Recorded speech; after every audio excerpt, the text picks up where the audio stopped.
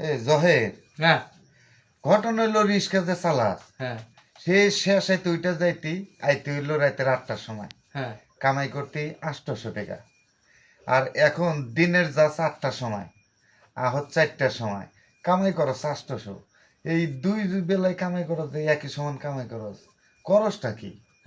এত কামাই আহ কোন থেকে আবার মোবাইলও টিপস।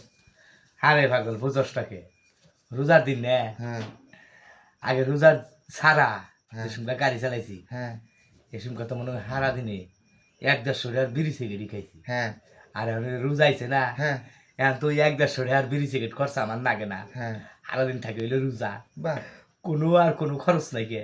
তাহলে ওই 150 হ্যাঁ আর ওই যে সারা দিনে মনে করে কামাই করি 600, এই 750-800 টাকা মনে করে আল্লাহ কামাই দিয়ে দে।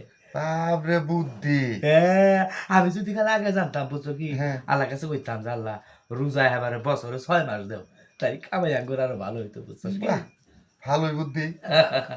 এই তো এবার করে হিসাব করে চলি বুঝছাস। তাই চলো না আচ্ছা।